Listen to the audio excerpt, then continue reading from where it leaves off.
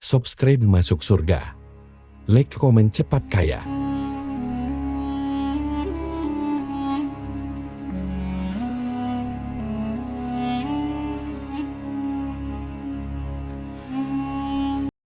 Assalamualaikum warahmatullahi wabarakatuh. Para pemirsa YouTube sekalian, pada kesempatan hari ini saya akan membahas terkait dengan Nabi Sulaiman alaihissalam. Nah, Nabi Sulaiman alaihissalam adalah manusia terkaya sepanjang sejarah kehidupan manusia di muka bumi. Dalam beberapa kitab suci seperti Al-Quran, Alkitab, Injil, Nabi Sulaiman alaihissalam dijelaskan sebagai manusia terkaya yang pernah hidup di muka bumi. Tidak ada satupun manusia yang bisa mengalahkan total kekayaannya. Hingga hari kiamat tiba, nanti para arkeolog telah menemukan situs peninggalan sejarah Islam yang mengungkap total kekayaan lebih dari Nabi Sulaiman alaihissalam. Reis bin Yosef, seorang profesor dari Tyre Active University, seorang peneliti, ia menyatakan bahwa 3000 tahun yang lalu Nabi Sulaiman alaihissalam diperkirakan memiliki kekayaan senilai 2,2 triliun US dollar. Apabila dikonversi dengan nilai mata uang dolar hari ini dan apabila dirupiahkan, maka nilainya setara dengan 32.891.870 triliun rupiah. Nilai itu berkali-kali lipat lebih banyak dari total kekayaan negara Indonesia yang hanya mencapai 11,454 triliun rupiah per 31 Desember 2021. Nabi Sulaiman AS memiliki beberapa mukjizat, diantaranya dapat berbicara dengan bahasa binatang. Beliau dapat memerintahkan mereka untuk melakukan sesuatu. Beliau juga dapat mengendalikan besar kecilnya tekanan angin dan dapat mengatur ke arah mana angin akan menghembus. Sehingga dengan itu Nabi Sulaiman dapat memanfaatkan angin sebagai kendaraannya dan juga kendaraan tentaranya. Nabi Sulaiman juga bisa melunakkan besi dan membentuk menjadi pakaian perang yang anti tusukan, senjata tajam. Tapi Nabi Sulaiman memimpin para jin, mereka tunduk dan patuh pada Nabi Sulaiman. Tidak hanya itu, setan dan iblis laknatullah yang merupakan makhluk pembangkang dapat dibuat tunduk bertekuk lutut pada perintah-perintah Nabi Sulaiman. Bisa melakukan teleportasi, yaitu berpindah dari satu tempat ke tempat yang lainnya dalam waktu singkat. Peristiwa tersebut dibuktikan dengan pemindahan singgasana Ratu Bilqis atas perintah Nabi Sulaiman. Nabi Sulaiman juga dikenal sebagai raja yang adil dan bijaksana. Nabi Sulaiman diberkahi kecerdasan yang sangat luar biasa untuk menyatupadukan segenap kekuatan yang Allah berikan kepadanya. Ia mengelola dan membawa kerajaannya menjadi kekuatan raksasa yang tak terkalahkan di masanya. Dengan segenap kemampuan yang dimiliki, tentara Nabi Sulaiman adalah tentara terkuat di bumi tanpa ada yang menandinginya. Pertanyaan mendasar yang muncul kali ini adalah dari mana sumber kekayaan dan kekuatan Nabi Sulaiman alaihissalam? Untuk mendapatkan jawabannya dari pertanyaan itu, simak video ini sampai akhir. Sebelum itu, mari bantu channel ini untuk terus berkembang dengan cara subscribe dan nyalakan tanda loncengnya, juga like, komentar yang positif, berikan share juga pada video ini. Semoga bernilai amal jariah karena ikut mensiarkan kisah Islam pada masyarakat Islam dan dunia. Terima kasih. Bismillahirrahmanirrahim.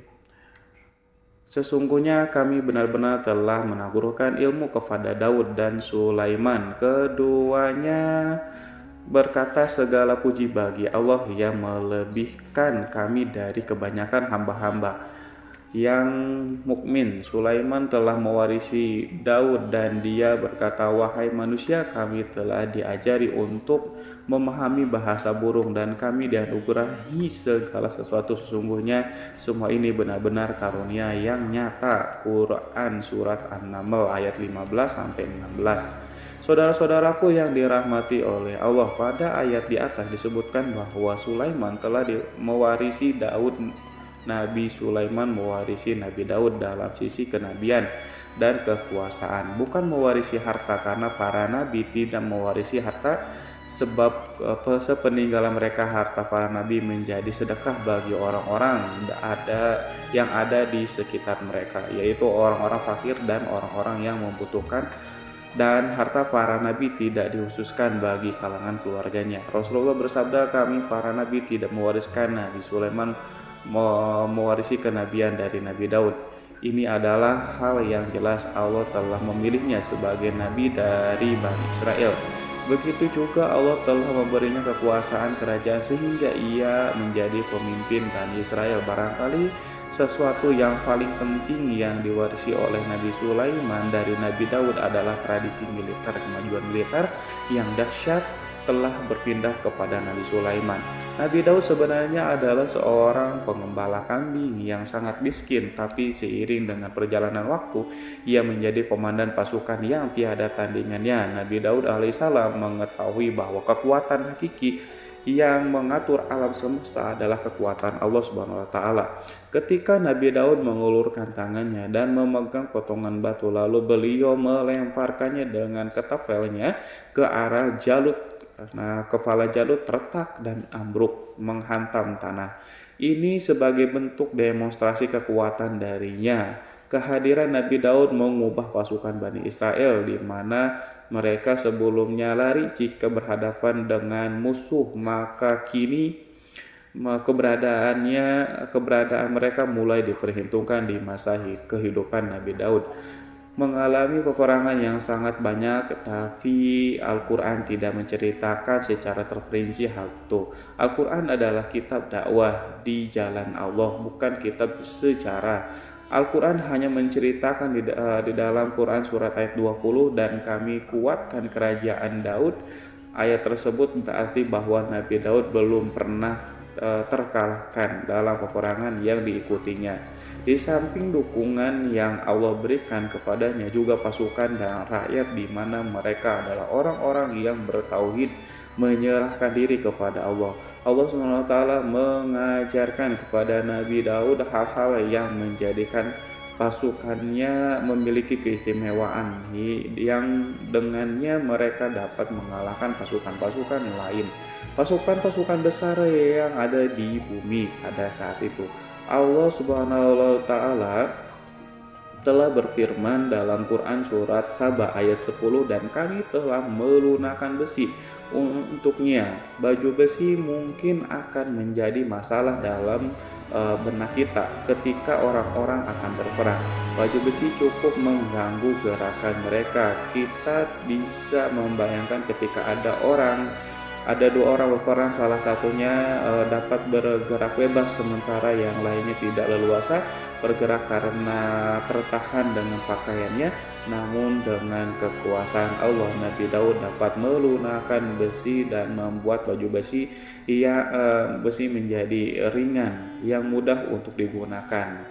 Ini adalah kemajuan penting yang Allah berikan kepada Nabi Daud dan tentaranya. Kemajuan itu kemudian diajarkan dan diwariskan dan dimiliki oleh Nabi Sulaiman alaihissalam. Nabi Sulaiman memiliki pasukan yang dahsyat yang melebihi pasukan manapun di bumi saat itu, atau bahkan mungkin saat ini. Bahkan Allah menambahkan karunia-Nya kepada Nabi Sulaiman yang disebutkan dalam Quran surat An-Naml ayat 16. Dan Sulaiman telah mewarisi Daud, dan dia berkata, wahai manusia, kami telah diberi pengertian tentang suara burung, dan kami diberi segala sesuatu. Sesungguhnya ini benar-benar sesuatu karunia yang nyata. Saudara-saudaraku yang dirahmati oleh Allah, pada suatu hari Nabi Sulaiman alaihissalam mengangkat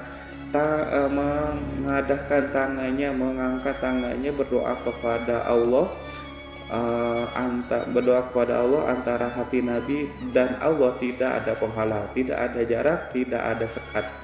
Waktu tak ada satu pun dari para nabi yang berdoa kepada Allah. Wali doanya pasti dikabulkan. Doa Nabi Sulaiman alaihissalam direkam di dalam Quran surat Shad ayat 35. Nabi Sulaiman berkata, ya Tuhanku, ampunilah aku, anugerahkanlah kepadaku kerajaan yang tidak dimiliki oleh seorang pun, Sesudahku, Nabi Sulaiman menginginkan dari Allah suatu kerajaan yang belum pernah diperoleh oleh siapapun setelahnya. Allah Subhanahu wa taala mengabulkan doa Nabi Sulaiman dan memberinya kerajaan tersebut. Nabi Sulaiman mewarisi kekuasaan, kenabian, hikmah, ilmu dari Nabi Daud alaihissalam. Orang-orang menyebutnya Sulaiman al-Hakim, Sulaiman yang bijaksana. Kebijaksanaan Nabi Sulaiman tidak terbatas pada keadilannya di tengah-tengah manusia yang juga kasih sayangnya kepada mereka. Namun kebajikan Nabi Sulaiman juga berlaku di kalangan burung dan binatang lainnya. Nabi Daud juga mengenal bahasa burung, tetapi Nabi Sulaiman dapat berbicara dengan bahasa burung. Bahkan ia dapat menggantikannya sebagai pembantunya ketika Nabi Daud bertasbih, gunung-gunung dan burung-burung serta binatang buas ikut bertasbih bersamanya.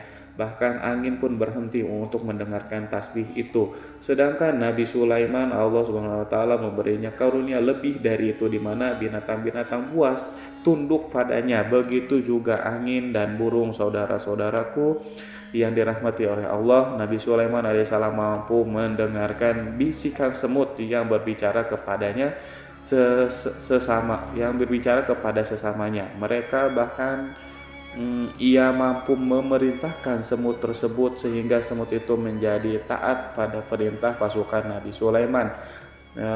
Nabi Sulaiman memiliki kekuatan yang sangat dahsyat di dunia. Belum pernah ada di dunia ini satu pasukan pun yang memiliki kekuatan seperti itu. Kekuatan Nabi Sulaiman berasal dari beberapa kombinasi yang sangat mengagumkan, sehingga karenanya ia tidak dapat tertandingi. Kekuatan itu terdiri dari manusia, binatang, jin, dan lain-lainnya.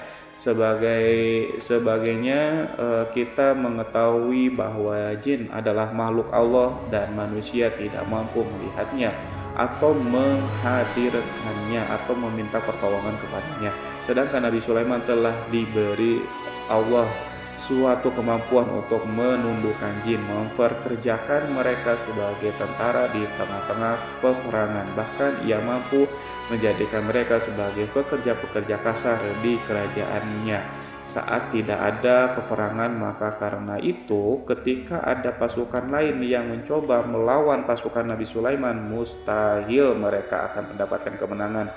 Bahkan pasukan Nabi Sulaiman diperkuat oleh burung-burung. Di pasukan Nabi Sulaiman memerankan tugas penting, yaitu menjadi agen intelijen. Kita mengetahui bahwa peran informasi saat peperangan adalah hal yang penting, dan informasi tersebut pasukan dapat mengetahui keadaan lawannya. Demikian peranan burung pada pasukan Nabi Sulaiman. Ia terbang di tengah-tengah musuh, kemudian ia kembali pada Sulaiman untuk menyampaikan berita tentang keadaan lawannya. Di samping itu, di samping jin, burung Allah juga menundukkan angin untuk Nabi Sulaiman. Nabi Sulaiman dapat memerintahkan angin dan ia mampu untuk menaiki angin tersebut bersama tentaranya. Di dalam Quran surat Shad ayat 36-40 Allah SWT berfirman, "Kami tundukkan kepada angin yang berhembus dengan baik menurut kemana saja yang dikehendaki Sulaiman, dan kami tundukkan pula kepadanya setan-setan, semuanya ahli bangunan dan penyelam, dan setan yang lain yang terikat dalam belenggu. Inilah anugerah kami, maka berikanlah kepada orang lain atau tahanlah untuk dirimu sendiri dan dengan tiada pertanggungjawaban, dan sesungguhnya dia mempunyai kedudukan yang dekat pada sisi kami dan tempat kembali yang baik." Saudara-saudaraku yang dirahmati oleh Allah juga memberikan kemampuan yang tak seorang pun dari para nabi mendapatkannya, yaitu kemampuan untuk memerintahkan setan. Setan adalah satu bagian dari jin. Ia adalah kelompok yang celaka dari bangsa jin. Kelompok ini sebenarnya tidak mampu dikuasai oleh manusia, bahkan jin yang saleh tidak dapat mengatur setan. Adapun Nabi Sulaiman, Allah telah memberinya kekuasaan untuk menundukkan setan dan memperkerjakannya. Mereka bahkan mengikatnya dengan rantai serta menghukumnya jika ia menentang pada perintah setan. Membangun untuk Sulaiman istana-istana dan patung-patung dan alat-alat perang. Bahkan setan-setan itu menyelam di dasar laut untuk mengeluarkan permata dan yakut untuk Sulaiman. Jika ada di antara setan yang menentang perintahnya, maka Nabi Sulaiman alaihissalam mengikatnya dengan rantai. Ini semua menunjukkan kekayaan Nabi Sulaiman dan kekuasaan di mana ia mampu mengatur banyak makhluk di bumi ini. Tentu saja kemampuan itu semuanya adalah atas izin atau kehendak dari Allah Subhanahu wa taala. Sebagai mukjizat dari Allah Subhanahu wa taala berfirman dalam Quran surat Saba ayat 12, dan sebagian dari jin ada yang bekerja di hadapannya di bawah kekuasaannya dengan izin Tuhannya, dan siapa yang menyimpang di antara mereka dari perintah kami, maka kami rasakan kepadanya azab neraka yang apinya menyala-nyala. Para jin itu membuat untuk Sulaiman apa yang dikehendakinya dari gedung-gedung yang tinggi dan patung-patung dan piring-piring yang besarnya seperti kolam atau periuk yang tetap berada di atas tungku. Saudara-saudaraku yang dirahmati oleh Allah, Nabi Sulaiman yang bijaksana adalah penguasa yang tak tertandingi di muka bumi ini. Meskipun memperoleh nikmat-nikmat khusus yang agung itu yang Allah berikan kepada Nabi Sulaiman, beliau tetap menunjukkan dirinya sebagai manusia yang paling banyak berzikir kepada Allah dan manusia yang paling banyak bersyukur di zamannya. Saudara-saudaraku yang dirahmati Allah, sebagaimana Allah Subhanahu wa taala telah memberikan nikmat kepada ayahnya Nabi Daud alaihissalam, di mana ia mampu melunakkan besi dan Allah mengajarinya bagaimana cara mencairkan besi, maka Nabi Sulaiman alaihissalam dapat memanfaatkan tembaga yang cair untuk peperangan. Dan juga di saat perdamaian, pada saat peperangan beliau mencampur tembaga dengan besi dan membuat darinya perunggu. Mereka menggunakan senjata-senjata perunggu dalam peperangan seperti pedang, baju besi, dan juga pisau. Senjata-senjata ini adalah senjata yang paling kuat di saat itu.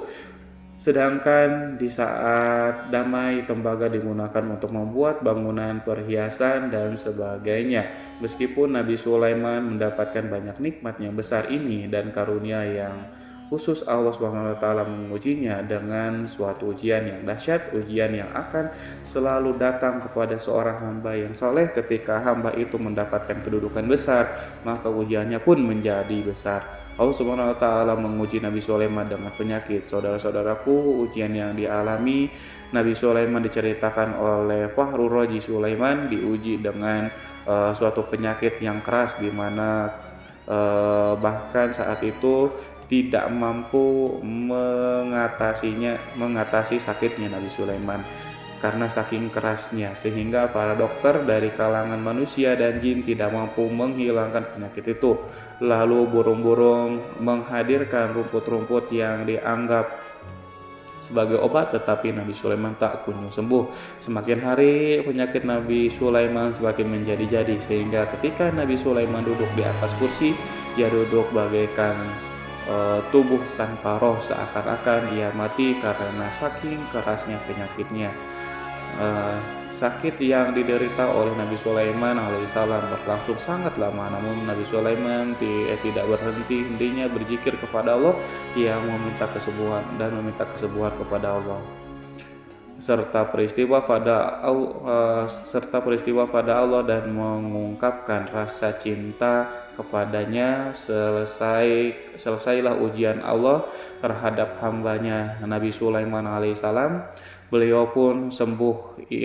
Ini Nabi Sulaiman merasakan kembali kesehatan setelah ia mengetahui segala kejayaan dan segala kekuasaan serta segala kebesarannya tidak lagi mampu menghilangkan penyakit yang dideritanya. kecuali jika Allah menghendakinya. Saudara-saudaraku yang dirahmati oleh Allah, Nabi Sulaiman telah membangun tempat ibadah, tempat sujud sehingga manusia menyembah Allah di dalam rumah itu, menunjukkan keunggulan seni arsitektur dan seni fahat. Orang-orang yang membangun rumah itu berjumlah puluhan ribu orang. Tentu setiap kelompok dari mereka memiliki pekerjaan masing-masing. Di antaranya mereka ada yang mencairkan tembaga, di antara mereka ada yang tukang pahat, ada juga tukang ukir, ada juga membelah batu, ada juga yang memotong-motong kayu, ada yang mendatangkan rumput-rumput dari Lebanon, ada juga yang mendatangkan emas dan menjadikannya lempengan-lempengan yang mengkilat untuk menutupi kayu, untuk melapisi dinding. Bahkan dari golongan jin pun membantu membangun rumah tersebut. Tentu sebagai perintah dan bimbingan Nabi Sulaiman, mereka membuat patung-patung yang besar, membuat bejana yang besar untuk tempat makan para tentara dan pekerja, yaitu bejana seperti gunung. Karena saking beratnya dan besarnya, mereka juga membuat tempat-tempat minum yang besarnya seperti kolam. Nabi Sulaiman mengawasi para pekerja dan juga mengurusi masyarakatnya, di mana beliau mengenali program mereka dan berusaha memecahkan. Beliau juga mengawasi pasukannya dari kalangan binatang dan burung. Beliau mengetahui apakah ada sesuatu di antara mereka yang tidak datang, tidak hadir, di mana ia pergi, serta mengapa ia pergi. Nabi Sulaiman menguasai pengetahuan itu. Semua Nabi Sulaiman bukan hanya mengetahui problem tentaranya dari kalangan manusia dan juga tentaranya dari kalangan burung, namun ia juga menunjukkan kasih sayang terhadap semut, di mana beliau mendengar bisikan dan tidak suka untuk menginjakkan. Nabi Sulaiman selalu menundukkan kepalanya ke bumi sebagai bentuk rasa rendah diri dan syukur kepada Allah Subhanahu wa taala. Pada saat itu, hari Nabi Sulaiman berjalan di depan tentaranya dan tiba-tiba ia mendengar suara semut yang berkata kepada teman-temannya dari kalangan semut, yaitu terrekam dalam Al-Quran surat An-Nahl ayat 18 sampai 19. Wahai semut, semua masuklah ke dalam sarang-sarangmu agar kamu tidak terinjak oleh Sulaiman dan tentaranya, sedangkan mereka tidak menyadari. Nabi Sulaiman alaihissalam tersenyum mendengar itu, berarti ia berdoa, ya Allah Tuhanku, berilah aku ilham untuk tetap mensyukuri nikmat-Mu yang telah Engkau anugerahkan kepadaku dan kepada orang tuaku, ibu bapakku, dan untuk mengerjakan amal saleh yang Kau ridhoi, dan masuklah aku ke dalam rahmat-Mu dan dalam golongan hamba-hamba-Mu yang saleh. Saudara-saudaraku yang dirahmati Allah, meskipun Nabi Sulaiman mendapatkan kekuasaan dan memiliki tentara yang besar, namun beliau menunjukkan kasih sayang terhadap bangsa semut. Beliau mendengarkan fisiknya dan melihat semut yang ada di depannya. Oleh karena itu ia tak mungkin baginya untuk menginjak golongan semut itu. Nabi Sulaiman bersyukur kepada Allah yang telah memberinya nikmat itu, yaitu nikmat rahmat dan kasih sayang. Di samping itu, Nabi Sulaiman alaihissalam adalah orang yang paling kaya di dunia. Istananya terbuat dari kayu gaharu yang memiliki bau dan harum. Istananya terbuat dari emas dan terkadang dari kristal. Beliau juga memiliki kursi besar yang terbuat dari emas dan permata. Istana Nabi Sulaiman merupakan istana yang paling besar di dunia. Nabi Sulaiman menggunakan pakaian dari emas dan permata. Meskipun demikian, Nabi Sulaiman tetap menunjukkan sebagai hamba yang berserah diri dan rendah diri di hadapan Allah Subhanahu wa taala dan sederhana di depan manusia. Nabi Sulaiman yang merendahkan dirinya di hadapan Allah, ia selalu sujud kepada Allah sebagaimana ayahnya yang selalu bertasbih kepada Allah. Nabi Sulaiman selalu melantunkan lagu-lagu cinta ilahi dan hanya memuji Allah Subhanahu wa taala. Pada suatu hari Nabi Sulaiman mengeluarkan perintah kepada pasukannya untuk bersiap-siap. Kemudian Nabi Sulaiman keluar dan memeriksa pasukannya satu demi satu. Pasukannya diteliti. Kelompok yang pertama adalah kelompok manusia. Nabi Sulaiman memperhatikan kesiapan mereka, lalu Nabi Sulaiman mengeluarkan perintah kepada mereka. Kemudian Nabi Sulaiman memeriksa kelompok jin dan menyampaikan perintahnya kepada mereka. Beliau memenjarakan jin yang tampak bermalas-malasan. Saat beliau saat bekerja lalu beliau memeriksa binatang dan berkata kepada mereka, apakah mereka sudah makan dengan baik? Apakah mereka tidur dengan nyenyak? Apakah ada yang mengadu pada mereka misalnya karena penyediaan sesuatu atau karena makanan yang tidak layak? Apakah di sana ada yang sakit dan lain sebagainya? Semuanya diperiksa oleh Nabi Sulaiman. Ketika Nabi Sulaiman merasa puas dengan semuanya, Nabi Sulaiman memasuki tenda tempat berkumpulnya para burung. Nabi Sulaiman alaihissalam kemudian memasuki tenda tersebut dan mengamati keadaan di sekitarnya sehingga beliau mengetahui bahwa ada satu burung yang tidak hadir, yaitu burung hudhud.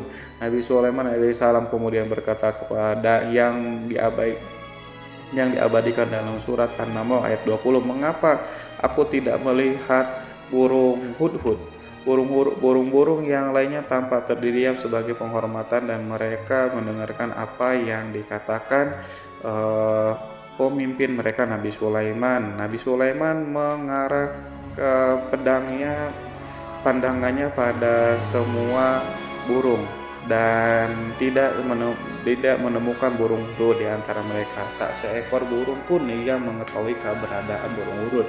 Absen pada apel wajib kali ini, Nabi Sulaiman memulai menampakkan kemarahannya. Apakah dia termasuk yang tidak hadir? Tiba-tiba seekor burung kecil memberanikan diri untuk berkata kepada Nabi Sulaiman, wahai Nabi yang mulia, seharusnya hudhud ada bersamaku kemarin untuk melaksanakan tugas penyelidikan. Ia adalah pemimpin misi itu, namun burung hudhud belum datang. Oleh karena itu aku tidak pergi bersamanya. Burung itu tampak gemetar karena Nabi Sulaiman bahwa hudhud tidak hadir dan tak seorang pun mengetahui kemana ia pergi. Hudhud pergi tanpa terlebih dahulu meminta izin kepada Nabi Sulaiman dan tidak memberitahu kemana keberadaannya. Dalam keadaan marah, Nabi Sulaiman berkata, sesungguhnya aku benar-benar akan mengazabnya dengan azab yang keras atau benar-benar menyembelihnya kecuali jika ia benar-benar datang kepadaku dengan alasan yang jelas. Kawanan burung-burung mengetahui bahwa Nabi Sulaiman sedang marah dan telah menetapkan untuk menyiksa burung hudhud atau menyembelihnya atau justru memaafkan dengan syarat ia datang dengan membawa alasan yang dapat menyelamatkan, atau dengan kata lain burung hudhud dapat memastikan bahwa ia melaksanakan tugas yang penting. Nabi Sulaiman menunjukkan kemarahannya yang besar sehingga siapapun merasa takut pada Nabi Sulaiman marah, maka kemarahannya akan membelak kebenaran. Kemudian beliau dapat melaksanakan ancaman dengan cara yang mudah. Seekor burung tanpa gemetar ketakutan melihat kemarahan Nabi Sulaiman. Lalu beliau mengeluarkan tangannya ke burung itu dan memegang kepalanya sehingga burung itu pun merasa tenang dan merasa takutnya hilang. Nabi Sulaiman kemudian pergi dari tempat burung dan menuju istananya. Nabi Sulaiman masih memikirkan keadaan burung hudhud. Seharusnya burung hudhud menjadi bagian penting dari badan intelijen. Apakah ia pergi untuk menyingkap sesuatu atau apakah ia pergi hanya untuk bermain-main? Nabi Sulaiman alaihissalam telah memperhatikan dan mengetahui bahwa burung hudhud adalah seekor burung yang cerdik dan juga fasih berbicara. Terkadang Nabi Sulaiman mendapati burung hudhud sedang bermain-main dan menunda-nunda pekerjaannya. Namun ketika Nabi Sulaiman melihatnya, burung hudhud memahami bahwa perbuatannya tidak benar sebab ia tidak boleh menyampur adukan antara waktu serius dan waktu bermain. Tidak lama setelah itu burung tiba-tiba di tempat para burung-burung yang lain berkata kepadanya, wahai Hud, pergilah engkau ke tempat Nabi Sulaiman. Jika ia mengetahui bahwa engkau telah sampai, jiwamu benar-benar terancam. Mendengar itu burung hudhud segera beranjak. Ia terbang menemui Nabi Sulaiman. Pada waktu itu Nabi Sulaiman sedang duduk bersama tentaranya yang lain. Burung hudhud berdiri. Ia telah mencanangkan untuk memulai pembicaraan dengan Nabi Sulaiman.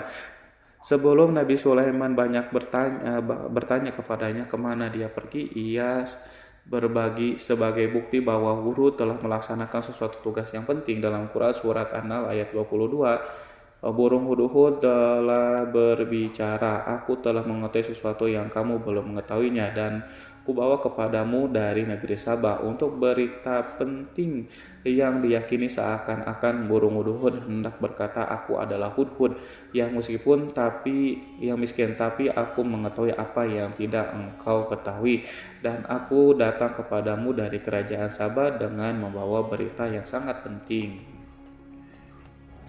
Nabi Sulaiman nampak terdiam. Ia menunggu hudhud menyelesaikan kisah yang tertulis dalam Quran surat An-Naml ayat 23 sampai 24. Hudhud berkata, sesungguhnya aku menjumpai seorang wanita yang memerintah mereka dianugerahi segala sesuatu serta mempunyai singgasana yang sangat besar. Aku mendapati dia dan kaumnya menyembah matahari selain Allah, dan setan telah menjadikan mereka memandang indah perbuatan-perbuatan mereka, lalu menghalangi mereka dari jalan Allah sehingga mereka tidak mendapatkan petunjuk. Burung hudhud diam sejenak dan Nabi Sulaiman merasa bahwa hudhud menunjukkan kefasihan lisannya dan berbicara dengan baik kepadanya. Nabi Sulaiman berkata dalam Quran surat An-Nahl ayat 27 sambil menunjukkan senyum manisnya di wajah Nabi Sulaiman berkata, akan kami lihat apakah kamu benar wahai hudhud, ataukah kamu termasuk orang-orang yang berdusta. Seakan-akan burung hud ingin mengatakan aku tidak Diamnya Sulaiman membuat takut sehingga burung hudhud terdiam. Nabi Sulaiman terdiam karena berpikir, lalu ia memutuskan sesuatu. Setelah itu beliau mengangkat kepala lainnya dan meminta secari kertas dan pena. Nabi Sulaiman menulis surat singkat dan menyerahkannya kepada hudhud serta memerintahkan kepadanya dalam Quran surat An-Nahl ayat 24, pergilah dengan membawa suratku ini, lalu jatuhkanlah kepada mereka, kemudian berpalinglah dari mereka, lalu perhatikanlah apa yang mereka bicarakan. Al-Quranul Karim hanya ceritakan dalam Quran surat An-Naml bagaimana perginya hudhud dan bagaimana ia menyerahkan surat itu. Lalu Al-Quran langsung menyebutkan keadaan kerajaan Balkis yang saat itu ia sedang membaca surat tersebut di depan para pembesar kerajaannya dan para menterinya dalam Quran surat An-Naml ayat 29 sampai 31. Berkatalah Bilqis, wahai pembesar-pembesar, sesungguhnya telah dijatuhkan kepadaku sebuah surat yang mulia. Sesungguhnya surat ini dari Sulaiman, dan sesungguhnya isinya dengan menyebut nama Allah yang Maha Pengasih lagi Maha Penyayang, bahwa janganlah kalian berlaku sombong terhadapku dan datanglah kepadaku sebagai orang-orang yang berserah diri. Saudara-saudaraku yang dirahmati Allah, dalam surat itu Nabi Sulaiman disebutkan hendaklah mereka menyerahkan diri dan tunduk kepada perintah Sulaiman. Nabi Sulaiman memerintahkan agar mereka meninggalkan penyembahan terhadap matahari. Nabi Sulaiman tidak mempersoalkan akidah mereka dan tidak memuaskan mereka dengan apapun. Nabi Sulaiman hanya memerintahkan bahwa ia berada di atas kebenaran, bukankah ia didukung kekuatan yang berlandaskan keyakinan dan dimilikinya. Nabi Sulaiman hanya memerintahkan mereka agar tunduk dan patuh kepadanya. Ratu Saba menyampaikan surat tersebut di tengah-tengah kaumnya. Dalam Quran surat An-Naml ayat 32 dijelaskan berkata, Bilqis, wahai para pembesar, berilah aku pertimbangan dalam urusanku ini. Aku tidak pernah memutuskan sesuatu persoalan sebelum kamu berada dalam majelisku. Saudara-saudaraku yang dirahmati Allah, para pembesar istana Bilqis menentang surat tersebut. Isi surat itu membangkitkan kesombongan kaum Saba, di mana mereka merasa lebih kuat. Mereka mengetahui bahwa di sana ada seseorang yang mencoba menentang mereka dan mengisyaratkan peperangan kepada mereka. Lalu ia minta kepada mereka untuk memenuhi syarat-syarat sebelum terjadinya peperangan dan kekalahan dalam Quran surat An-Nahl ayat 33. Mereka menjawab, kita adalah orang-orang yang memiliki kekuatan dan juga memiliki keberanian yang sangat dalam. Peperangan dan keputusan berada di tanganmu, wahai rajaku. Maka pertimbangkanlah apa yang akan kamu perintahkan. Saudara-saudaraku yang dirahmati Allah, para pembesar kaum Sabah seakan ingin berkata kita siap untuk melaksanakan perang. Tampaknya ratu itu memiliki kebijakan yang lebih baik dari pembesar kaumnya. Surat Sulaiman itu membuatnya berpikir lebih jernih dan lebih berhati-hati. Ia berusaha sebisa mungkin menghindari peperangan. Ratu itu berpikir dalam tempo yang lama. Nama Sulaiman tidak diketahuinya dan ia pun belum pernah mendengarnya. Oleh karena itu Ratu kaum Sabah tidak mampu mengetahui dan mendeteksi seberapa besar kekuatan Nabi Sulaiman. Boleh jadi Nabi Sulaiman memiliki kekuatan yang dahsyat sehingga ia mampu memerangi kekuasaannya dan mengalahkannya. Kemudian ratu memperhatikan apa yang ada di sekelilingnya. Ia melihat kemajuan masyarakat dan juga kekayaannya. Barangkali ia mengira bahwa Nabi Sulaiman iri terhadap kemajuan kekayaan itu sehingga Nabi Sulaiman ingin menyerangnya. Setelah mempertimbangkan isi surat Nabi Sulaiman dengan cermat, Ratu Saba memilih untuk tidak bersikap sombong dan bodoh. Ratu lebih suka untuk menggunakan bahasa kelembutan. Ia mengirim kepada Nabi Sulaiman suatu hadiah yang besar. Ratu mengira bahwa Nabi Sulaiman seseorang yang ambisius, yang boleh jadi ia telah mendengar tentang kekayaan kerajaan Saba. Para utusan pergi dengan membawa hadiah dari Ratu Saba. Ratu berharap agar mereka dapat memasuki kerajaan Nabi Sulaiman dan akan mengetahui kondisi kerajaan. Saat mereka pulang, Ratu ingin mendengar secara langsung dari mereka tentang bagaimana keadaan kaum Nabi Sulaiman dan pasukannya. Setelah mendapatkan informasi yang cukup, maka Ratu Bilqis dapat membuat sesuatu keputusan yang tepat. Ratu menyembunyikan apa yang terlintas dalam pikirannya, lalu ia berbicara kepada pembesar istananya bahwa ia dapat menyingkapi niat jahat Raja Sulaiman. Lalu cara mengirimkan hadiah kepadanya. Ratu lebih memilih cara tersebut dan menunggu reaksi dari Nabi Sulaiman. Ratu berhasil memuaskan para pembesar istana dan untuk sementara ia menghilangkan ide untuk berperang. Karena para raja jika menyerang satu desa, maka pemimpin desa tersebut adalah orang yang paling banyak mendapatkan kehinaan dan kerjaan. Akhirnya para pembesar kaumnya merasa puas dengan pikiran Ratu Bilqis. Saudara-saudaraku yang dirahmati oleh Allah, dalam Quran surat An-Naml ayat 34-35 dijelaskan, Bilqis berkata, dia berkata sesungguhnya raja-raja apabila memasuki suatu negeri niscaya mereka akan membinasakannya dan menjadikan penduduknya yang mulia menjadi hina, dan demikian pula lah yang akan mereka perbuat, dan sesungguhnya aku akan mengirim utusan kepada mereka dengan membawa hadiah, dan aku akan menunggu apa yang akan dibawa kembali oleh utusan itu. Saudara-saudaraku yang dirahmati Allah, kemudian sampailah hadiah dari Ratu Bilqis kepada Nabi Sulaiman. Para intelijen Nabi memberitahunya bahwa utusan Bilqis datang dengan membawa hadiah. Nabi Sulaiman langsung mengetahui bahwa Ratu Bilqis itu sengaja mengirim orang-orangnya untuk mengetahui atau mendapatkan informasi tentang kekuatannya. Lalu setelah itu ia akan mengambil keputusan atau mengambil sikapnya kepada kerajaan Nabi Sulaiman. Sulaiman segera memanggil semua pasukannya untuk berkumpul.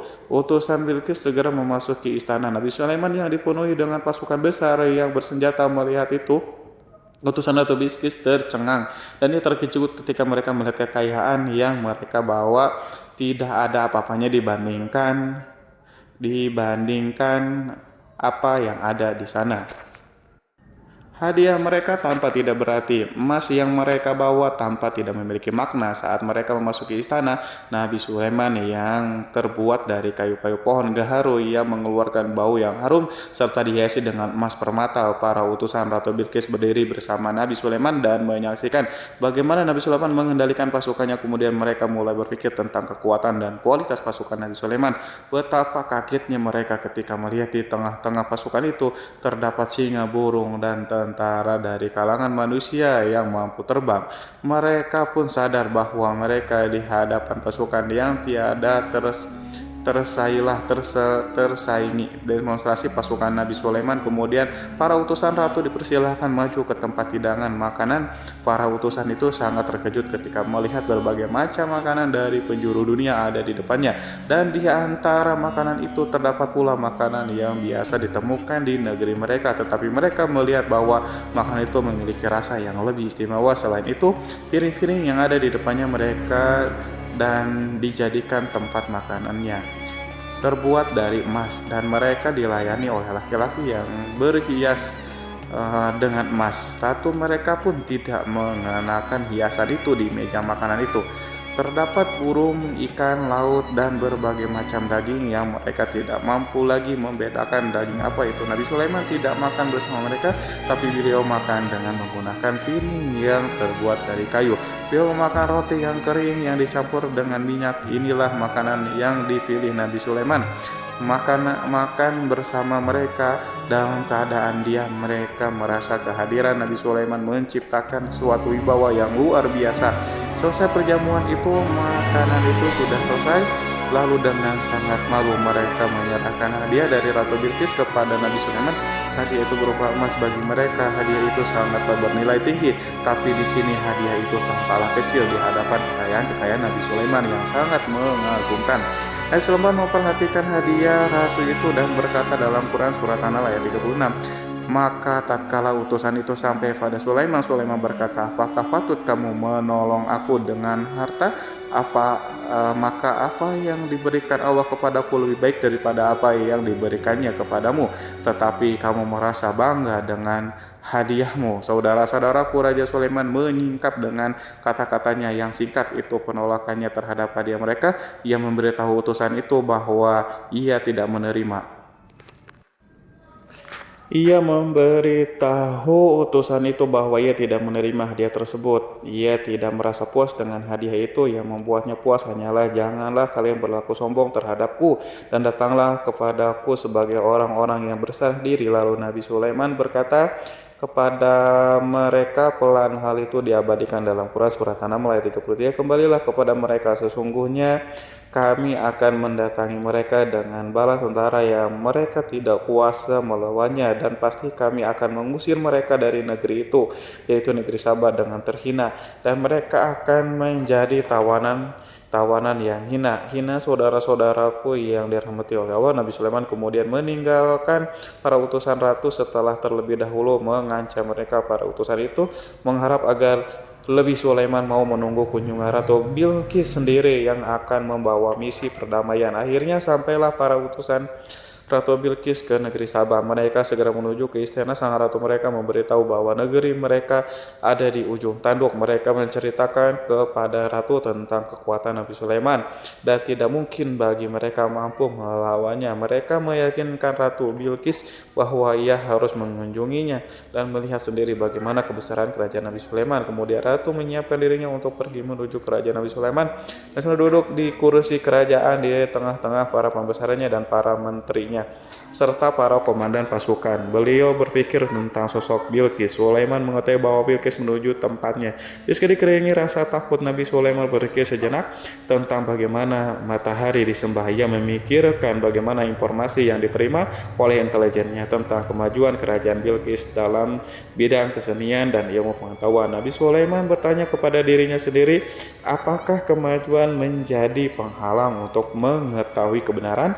Apakah ratu itu gembira dengan kekuatan yang dicapainya, dan ia membayangkan bahwa kekuatannya adalah segalanya dengan kemajuan yang dimilikinya. Nabi Sulaiman ingin membuat kejutan agar ratu mengetahui bahwa Islam yang diyakini oleh Nabi Sulaiman adalah satu-satunya yang mampu mendatangkan kemajuan dan kekuatan yang hakiki, sehingga ia dapat membandingkan antara keyakinannya dalam menyembah matahari beserta kemajuan yang mencapainya dengan keyakinan Nabi Sulaiman juga beserta kemajuan yang diraihnya. Saudara-saudaraku yang dirahmati oleh Allah, para mata-mata Nabi Sulaiman telah memberitahu bahwa hal yang sangat disegani dan dikagumi oleh kaum Bilqis adalah kerajaan Sabah, yaitu singgasana Raja Bilqis.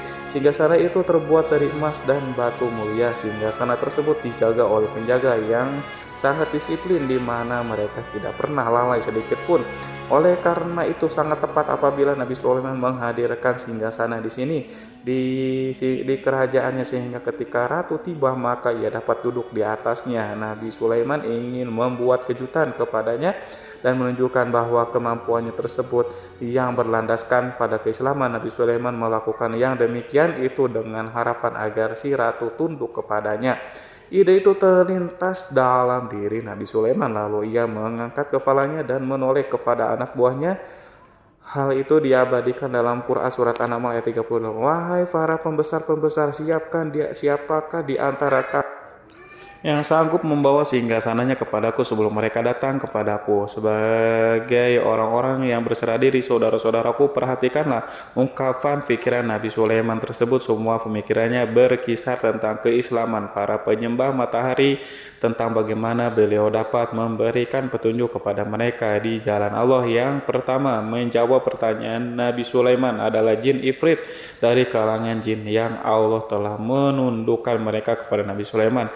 Dalam Quran surah Al-Rahman ayat 39 berkata Ifrit yang cerdik dari golongan jin, aku akan datang kepadamu dengan membawa singgasana itu kepadamu sebelum kamu berdiri dari tempat dudukmu. Sesungguhnya aku benar-benar kuat untuk membawanya lagi. Dapat dipercaya Nabi Sulaiman berdiri dari tempat duduknya setelah 1 jam atau 2 jam, namun jin itu berjanji kepadanya untuk menghadirkan singgasana Bilqis. Sebelum itu istana Nabi di Palestina,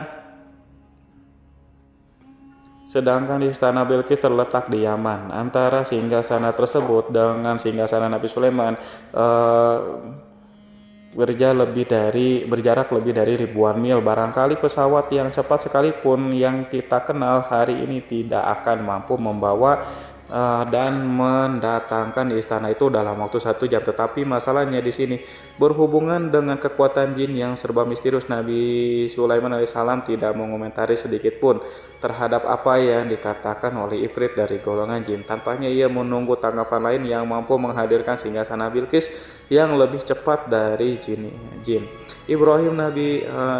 Nabi Sulaiman menoleh kepada seseorang di sana yang duduk di atas naungan. Hal itu diceritakan dalam Quran surat An-Naml ayat 40. Berkatalah seorang yang mempunyai ilmu dari Alkitab, aku akan membawa singgasana itu kepadamu sebelum matamu berkedip. Maka tatkala Sulaiman melihat singgasana itu terletak di hadapannya, ia pun berkata, ini termasuk karunia Tuhanku untuk mencoba aku. Apakah aku akan bersyukur atau mengingkari nikmatnya? Dan barang siapa yang bersyukur, maka sesungguhnya dia bersyukur untuk kebaikan dirinya sendiri. Dan barang siapa yang ingkar, maka sesungguhnya Tuhanku maha kaya lagi maha mulia. Saudara-saudaraku, belum lama seseorang yang mempunyai ilmu Alkitab itu menyatakan kalimatnya, sehingga singgasana itu tiba-tiba ada di depan Nabi Sulaiman yang mampu menghadirkan singgasana itu lebih cepat atau lebih sedikit dari kedipan mata. Ketika mata itu tertutup dan terbuka, Al-Quranul Karim tidak menyingkap kepribadiannya. Seseorang yang menghadirkan singgasana itu, Al-Quran hanya menggarisi bahwa orang itu mempunyai ilmu dari Alkitab. Al-Quran tidak menjelaskan kepada kita apakah ia seorang malaikat atau manusia atau jin atau Al-Quranul Karim sepertinya ingin menyembunyikan identitas orang tersebut. Al-Quran sengaja tidak menyingkap hakikat kitab yang dimaksud. Saudara-saudaraku yang dirahmati Allah, setelah melintas singgasana itu, Nabi Sulaiman bersyukur kepada Allah. Ia mulai memperhatikan singgasana sang ratu. Singgasana tersebut merupakan simbol pembangunan dan juga kemajuan, tetapi tampaknya ia hanya sesuatu yang biasa saja jika dibandingkan dengan kekuatan dan kekuasaan. Khawatir kebesaran ciptaan yang dibuat oleh manusia dan jin di kalangan Nabi Sulaiman memikirkan dalam tempo yang sangat lama singgasana Ratu Bilqis itu. Kemudian beliau memerintahkan agar singgasana itu diperbaiki sehingga saat Ratu Bilqis datang, lebih Sulaiman akan memujinya. Apakah Ratu Bilqis dapat mengenali singgasananya ataukah tidak? Di dalam Al-Quran surat An-Naml ayat 21 Nabi Sulaiman berkata, ubahlah baginya singgasana maka kita akan melihat apakah dia mengenal ataukah dia termasuk orang-orang yang tidak mengenalnya. Saudara-saudaraku yang dirahmati Allah, Sulaiman memerintahkan agar dibangun istana yang akan digunakan untuk menyambut Ratu Bilqis. Nabi Sulaiman memilih tempat di laut dan ia memerintahkan agar dibangun suatu istana di mana sebagian besarnya terdiri dari air laut. Nabi Sulaiman memerintahkan agar lantainya itu terbuat dari kaca yang tebal dan kuat, sehingga orang-orang yang berjalan di atas istana itu akan dapat melihat di bawahnya ada ikan-ikan yang berwarna-warni yang berenang-renang, dan mereka akan melihat rumput-rumput laut yang bergerak-gerak. Akhirnya terselesaikan pembangunan istana itu. Saking bersihnya kaca lantai sehingga tampak di sana tidak ada kaca burung kaca. Burung Hud memberitahu Nabi Sulaiman bahwa Bilqis telah sampai di dekat kerajaannya. Kemudian Ratu Bilqis datang. Al-Quran tidak menyebutkan keadaan Nabi Sulaiman saat menyambut Bilqis, namun Al-Quran menunjukkan dua sikap Ratu Bilqis. Pertama, bagaimana sikap Bilqis ketika pertama kali melihat singgasananya yang datang mendahulunya, padahal ia telah meninggalkannya. Pengawalnya untuk tetap setia menjaga singgasananya. Keadaan kedua adalah keadaan di depan istana yang dibangun untuk penyambutan Ratu Bilqis. Istana penuh dengan permata yang berenang di bawahnya, ikan-ikan. Dalam Quran surat An-Nahl ayat 42 dijelaskan, dan ketika Bilqis datang ditanyakanlah kepadanya, serupa inikah singgasanamu Bilqis?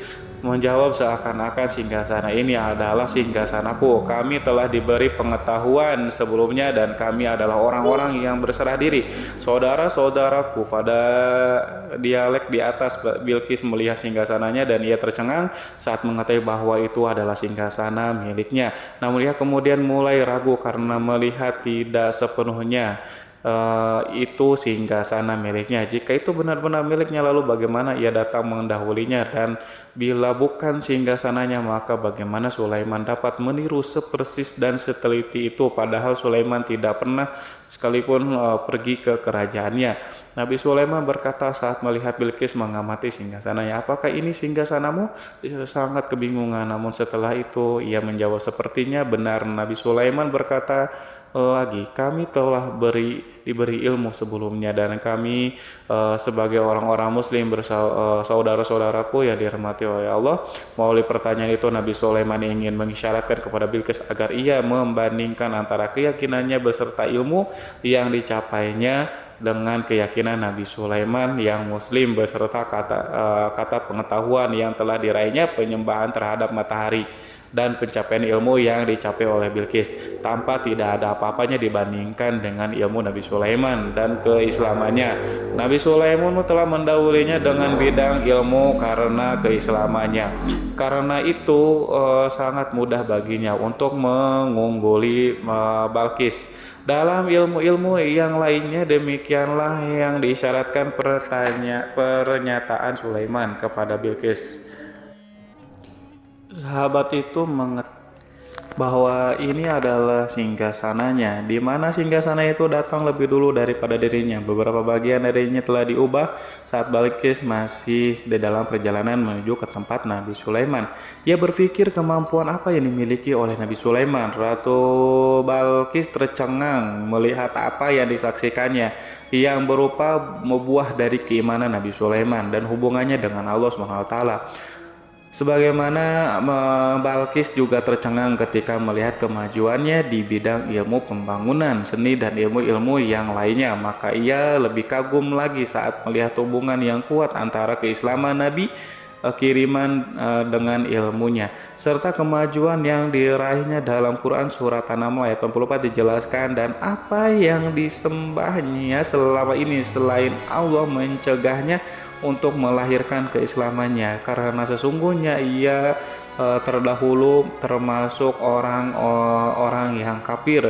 Saudara-saudaraku yang dirahmati Allah, tergoncanglah dalam benak Bilqis ribuan hal yang melihat keyakinan kaumnya runtuh di hadapan Nabi Sulaiman, yang menyadari bahwa matahari yang disembahnya hanya merupakan ciptaan Allah, di mana ia menggerakkannya untuk hamba-hambanya. Lalu terbitlah matahari, kebenaran di dalam dirinya atau hatinya diterangi oleh cahaya baru yang tidak akan tenggelam seperti tenggelamnya matahari. Masa keislamannya hanya menunggu waktu saja. Ratu Bilqis memilih waktu yang tepat untuk mengumumkan keislamannya. Allah SWT berfirman dalam Quran surat An-Nahl ayat 44, dikatakan kepadanya, "Masuklah ke dalam istana." Maka tatkala ia melihat lantai istana itu, dikiranya kolam air yang besar dan disingkapnya dua betisnya. Berkatalah Sulaiman, "Sesungguhnya ia adalah istana licin yang terbuat dari kaca." Berkatalah Balkis, wahai Tuhanku, sesungguhnya aku telah berbuat zalim terhadap diriku dan aku berserah diri bersama Sulaiman kepada Allah Tuhan semesta alam. Saudara-saudaraku yang dirahmati Allah, dikatakan kepada Balkis, masuklah ke dalam istana. Ketika ia masuk, maka ia tidak menyaksikan adanya kaca, tetapi ia melihat air sehingga ia mengira akan bersinggungan dengan air laut. Lalu ia menyingkapkan sedikit bajunya agar bajunya tidak basah. Nabi Sulaiman mengingatkan tanpa melihatnya agar ia tidak khawatir terhadap pakaiannya, karena pakaiannya tidak akan basah sebab di sana tidak ada air, itu sekedar kaca yang halus, yang saking halusnya sehingga ia tidak tampak. Pada kesempatan itu Balkis mengumumkan keislamannya yang mengakui kelaliman dirinya, dan ia menyatakan menyerahkan diri kepada Nabi Sulaiman dan kepada Allah Tuhan semesta alam. Lalu kaumnya pun mengikutinya dan mereka tidak memeluk Islam. Balkis menyadari ia berhadapan dengan penguasa yang terbesar di bumi dan salah satu Nabi Allah yang mulia. Untuk pertama kalinya wajah Sulaiman tampak dihiasi dengan senyuman yang menunjukkan kepuasannya sejak Balkis mengunjunginya. Demikianlah Sulaiman mewujudkan kejayaan yang hakiki dan menyebarkan cahaya Islam di muka bumi. Saudara-saudaraku, Al-Quran tidak menyebutkan kisah Balkis setelah keislamannya. Para ahli tafsir mengatakan bahwa ia menikah dengan Nabi Sulaiman. Selain itu, ada yang mengatakan bahwa ia menikah dengan salah satu orang dekat Nabi Sulaiman. Ada juga yang mengatakan bahwa sebagai raja Habasyah adalah keturunan dari buah perkawinan ini. Wallahu alam bishawab. Saudara-saudaraku yang dirahmati Allah, Nabi Sulaiman hidup di tengah-tengah kejayaan dan kemuliaan di bumi. Kemudian Allah menetapkan kematian untuknya, sebagaimana kehidupan Sulaiman berada di puncak kemuliaan dan kejayaan yang penuh dengan keajaiban yang luar biasa. Maka kematiannya pun merupakan tanda-tanda kebesaran Allah yang penuh dengan keajaiban. Demikianlah bahwa kematiannya sesuai dengan kehidupannya, sesuai dengan kejayaannya. Allah berfirman tentang kematian Sulaiman di dalam Al-Quran surat Sab ayat 14, maka tatkala kami telah menetapkan kematian Nabi Sulaiman, tidak ada yang menunjukkan kepada mereka kematiannya itu kecuali rayap yang memakan tongkatnya. Maka tatkala ia telah tersungkur, taulah jin bahwa kalau sekiranya mereka mengetahui yang gaib, tentulah mereka tidak akan tetap dalam siksa yang menghinakan. Saudara-saudaraku yang kemampuan Nabi Sulaiman untuk menundukkan jin dan mempekerjakan mereka serta hubungan mereka dengannya, semua itu menimbulkan fitnah di tengah-tengah manusia dalam hal tertentu, dan kematian Nabi Sulaiman merupakan batasan jawaban terhadap fitnah ini. Kami tidak mengetahui siapa yang mengklaim bahwa jin mengetahui hal yang gaib, apakah itu setan yang terkutuk atau jin yang bodoh atau manusia yang tertipu. Kami tidak mengetahui siapa yang bertanggung jawab terhadap tersebarnya isu yang keliru ini. Yang kita tahu adalah bahwa hal tersebut adalah mempengaruhi sebagian manusia dan jin. Barangkali manusia berkata kepada diri mereka, selama jin melakukan perbuatan yang luar biasa ini, maka apa gerangan yang menjadikan mereka tidak mengetahui hal yang gaib? Manusia itu lupa bahwa kunci kegaiban berada di tangan Allah. Masalah ilmu gaib tidak akan mampu dikuasai oleh jin, manusia, para nabi, dan semua makhluk. Hanya Dia yang mengetahui, dan manusia yang diberitahu hanya sedikit. Sekali lagi, saudara-saudaraku yang dirahmati Allah, seakan-akan Allah telah merencanakan bahwa kematian Sulaiman bertujuan untuk menghancurkan pemikiran itu, yaitu pemikiran bahwa jin mengetahui hal-hal yang gaib. Jin bekerja untuk Nabi Sulaiman selama beliau hidup, dan tatkala beliau meninggalkan maka tugas mereka menjadi bebas. Nabi Sulaiman meninggal tanpa diketahui oleh jin, sehingga mereka tetap bekerja untuknya. Mereka tetap mengabdi kepada Sulaiman. Seandainya mereka mengetahui hal yang gaib, niscaya mereka tidak meneruskan pekerjaannya. Mereka saudara-saudaraku, pada suatu hari Nabi Sulaiman memasuki mihrabnya untuk itikaf, ibadah dan beribadah kepada Allah. Tak seorang pun yang berani mengganggu khalwatnya di mihrab itu. Mihrab Sulaiman terletak di puncak gunung dan dindingnya terbuat dari permata. Pada suatu hari Nabi Sulaiman duduk bersandar pada tongkatnya yang tampak tenggelam dalam tafakur. Beliau berzikir kepada Allah hingga rasakan untuk menguasainya. Lalu setelah itu malaikat maut menemuinya di mihrabnya. Nabi Sulaiman pun meninggal, beliau bersandar pada tongkatnya. Jin melihatnya dan mengira bahwa beliau sedang sholat, sehingga mereka pun terus melanjutkan pekerjaannya. Berlalulah hari-hari yang panjang, kemudian datanglah rayap itu, yaitu semut kecil yang memakan kayu. Hewan itu mulai memakan tongkat Nabi Sulaiman. Rayap itu tampak lapar. Sebagian dari tongkat Nabi Sulaiman dimakan beberapa hari oleh rayap itu. Ketika yang dimakan semakin bertambah, maka tongkat itu pun menjadi rusak dan kemudian jatuh dari tangan Nabi Sulaiman alaihissalam. Tubuh mulia itu kehilangan pertimbangan dan kemudian jatuh terhempas di bumi. Tatkala tubuh suci itu tersungkur, maka manusia segera menuju ke arahnya. Mereka menyadari dan mengetahui bahwa Nabi Sulaiman telah meninggal dalam waktu yang lama. Jin menyadari bahwa mereka tidak mengetahui hal yang gaib dan manusia pun mengetahui hal yang hakikatnya.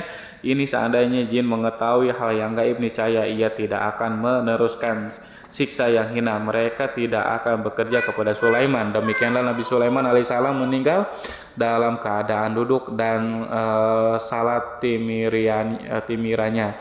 Lalu berita itu tersebar bagaikan api di bumi. Manusia, burung, dan binatang buas mengantarkan jenazah Nabi Sulaiman. Sekawanan burung tanpa sedih dan menangis. Semua makhluk bersedih. Akhirnya tak seorang pun mengetahui bahwa burung di bumi meninggal seorang yang memahami pembicaraan burung, binatang-binatang, jin, dan yang lainnya. Sebagian burung-burung itu berkata betapa beratnya kehidupan di tengah orang-orang yang tidak mengetahui pembicaraan kita. Wallahu a'lam bishawab. Wassalamualaikum warahmatullahi wabarakatuh.